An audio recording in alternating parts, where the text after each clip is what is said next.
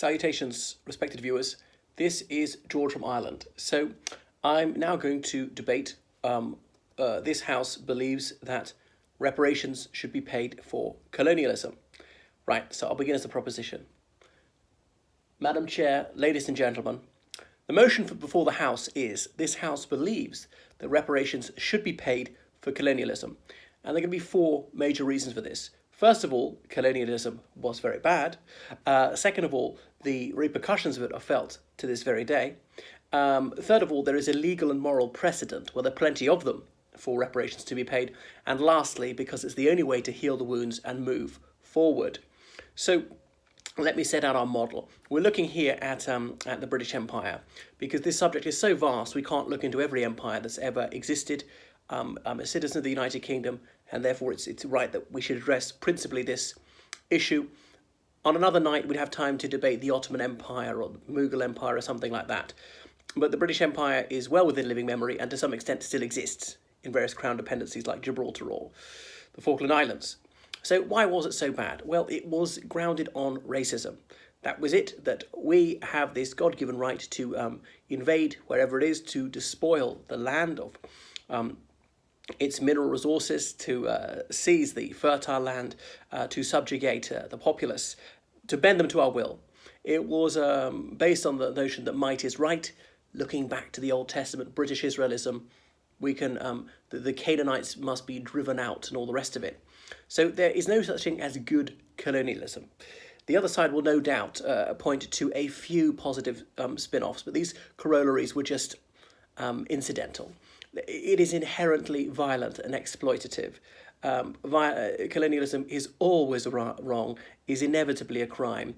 Though some people were actuated by sincere motives, there was a great deal of self-delusion involved. It was about smash and grab. It was finding a village to pillage.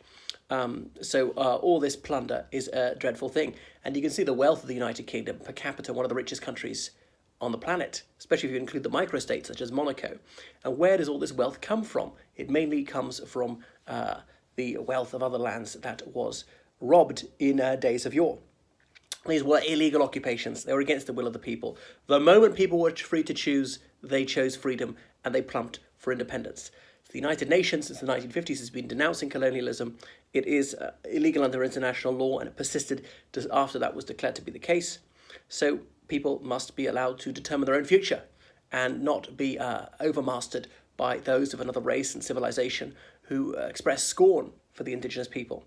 So why it must be paid? Damage has been done, and we have a duty to set that right. People are still suffering the after effects of colonialism, having been reduced to absolute penury, having had their political systems messed up by artificial borders, by population transfer, by the physical and psychological trauma of slavery, which echoes down the generations. These things are within living memory. Even the Jallianwala Bagh massacre in India is not quite a century behind us. There are some centenarians who were alive at the time. So the legacy of slavery is still felt. And the colonial governments, they knew they were doing something monstrous at the time. Look at Rudyard Kipling, the veritable bard of empire. In The White Man's Burden, he had the temerity to say that the whites were carrying the non-white races when really it was the opposite way.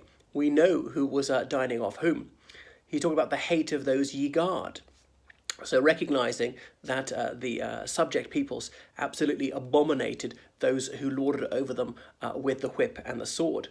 And as Lord Salisbury, the Prime Minister, said, India is held by the sword. It's held against the people of that country. And yes, there were a few Uncle Toms, and yes, there were a few well-paid collaborators, those who would sell their mother for a mess of pottage. It's true that some people took the king's shilling, but it nevertheless was an occupation. If you're going to say it wasn't for that reason, then you'd have to argue that, say, the Nazi occupation of Poland was permissible because a handful of people were willing to work the wicked will of their vicious overlords. Remember how Kipling called the people of the colonies lesser breeds without the law? So there was this flagrantly racist and contemptuous attitude towards those who had been reduced to helot status. So tens of millions of people were held in thraldom for centuries, and it is an utter abomination, and we must express our repugnance for this. British people should be contrite of the horrific harm that their nation has wrought across the globe. See how the bloody reign of terror left the earth scattered with corpses, and how many people for generations were held just above the grave, fed just sufficiently to be exploited, because you can't exploit a corpse any longer. This was not largesse in not actually starving people to death. And the famines in the British Empire, well, I could do a whole series on that.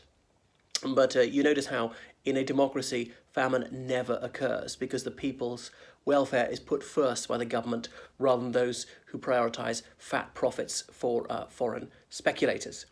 So Kipling described the subjugated races as being half devil, half child. You see how they were demonized, they were satanized by their conquerors, who kept their foot on the Indians' neck. Look at the precedents of Germany paying reparations after the Second World War, and this is analogous to the high crimes and monstrous inherent cruelty of the British Empire, or Italy only 10 years ago, making amends to the Libyans. The chronicles of history are replete with examples of countries who recognised that they were in the wrong, and then they paid compensation to try and put right some of the dreadful harm they'd done to their fellow man. So payment would work. We'd have some sort of international commission, possibly a Commonwealth one, to try and calculate how much harm was done. How do we quantify that in monetary terms? And it can be paid out by money. The United Nations could be involved. Perhaps the sum, it was just unpayable, but at least something could be done, go some way towards putting right the wrong. And then we can rectify the horrors visited upon the victims of the inherently wicked colonial system. Money can be paid in money, can be paid in free healthcare, the services of doctors, of nurses, medicines being sent abroad, education like textbooks, scholarships, access to massive open online courses, all sorts of things. The very principle of repentance would be very welcome, as Shashi Tharoor has adumbrated. So simply recognising that one has grievously harmed another people, that at least is a step in the right direction. It's partly the physical harm was done, the destruction of infrastructure and so on, and the plundering of the earth's resources. But it's not just rapine, it's also the emotional, psychological hurt, which was consequent upon the horrors of colonialism. We could also open a voluntary fund for those who feel conscience stricken. Those who are guilty can actually feel guilty, can just pay in money to try and expiate the felonies of their ancestors. And the payment could go on indefinitely or till a certain sum was reached. It would provide closure. This would be a modicum of justice, and then the wounds could be healed, amends have been made, and then good relations have been established. There is amity and equality, and we could move forward into a brighter future of peace and cooperation. You notice why in London there's the Imperial War Museum? There's a reason why those two words go together, imperial and a war, because imperialism or war is the last stage of capitalism, not beneficent capitalism, but the most rapacious form of vampire capitalism, of being the apex predator. I have done. Right. Now I'm going to be the, whoever it is, the other person. Now I'm going to be speaking for the other side, supposing I am now the opposition.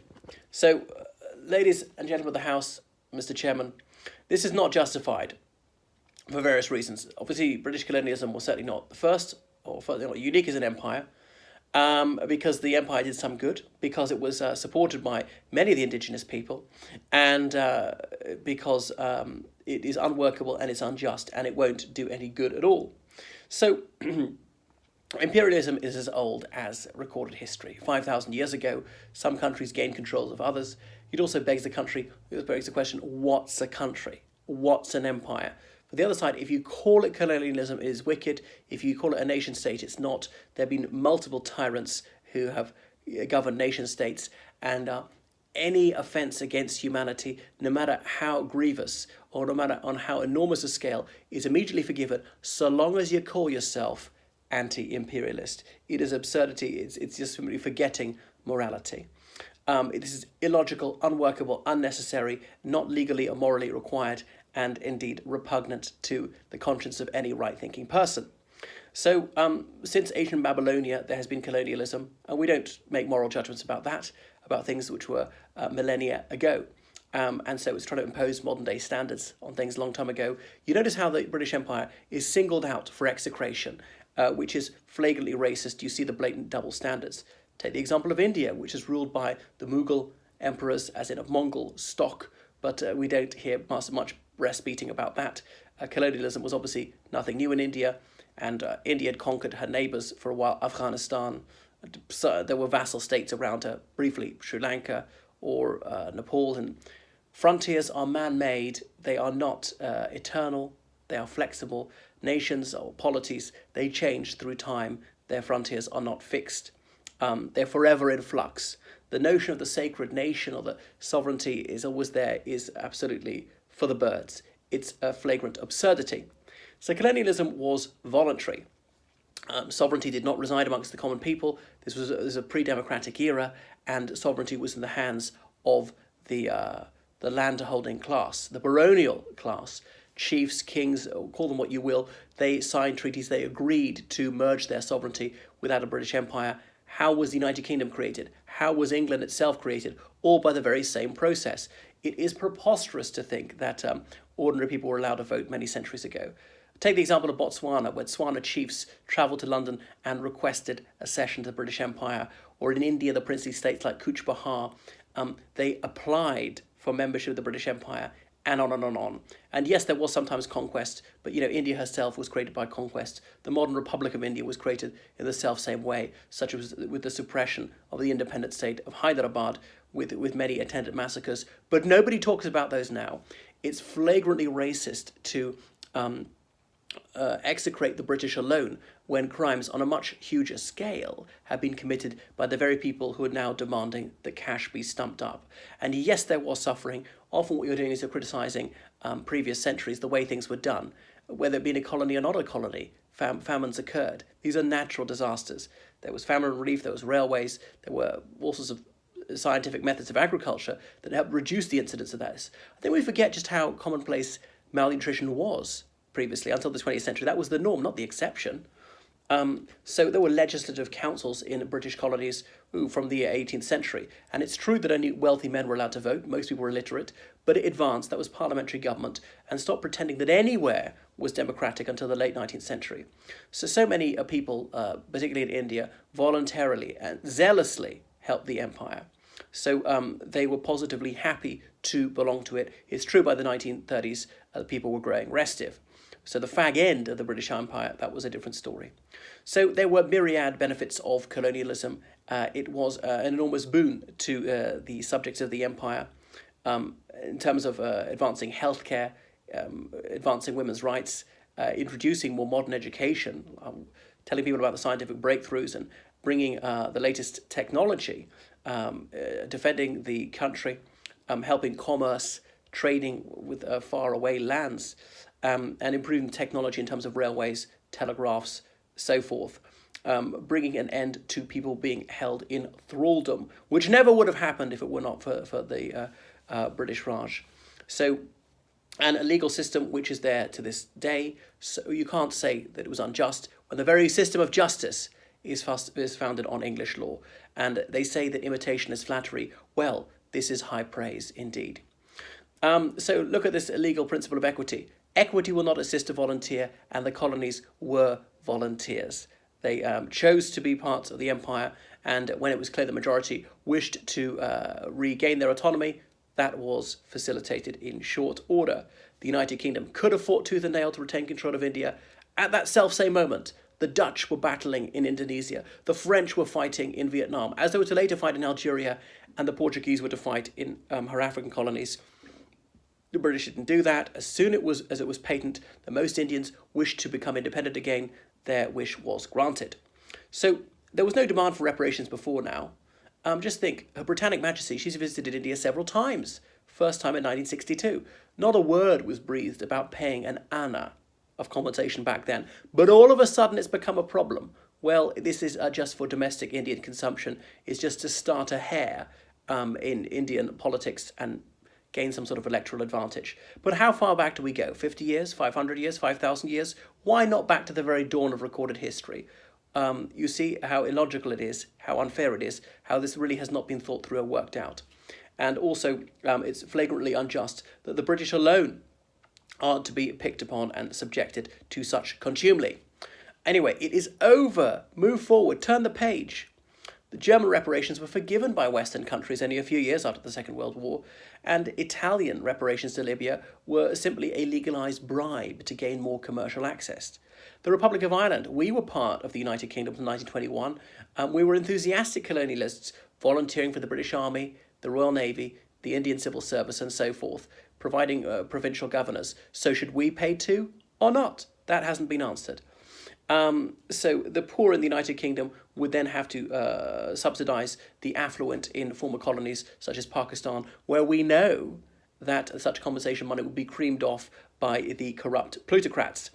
Aid is not needed in India in particular, which is a middle-income country now, which has a turbocharged economy in terms of growth. It would be demeaning and how belittling of suffering to try and monetize it. India has her own space program, her own nuclear weapons, and indeed her own aid program for countries not so blessed as her with a lower level of development. So for all these reasons, this would be completely irrational and distasteful. So that's why I urge the House to shun this misguided and unpleasant motion.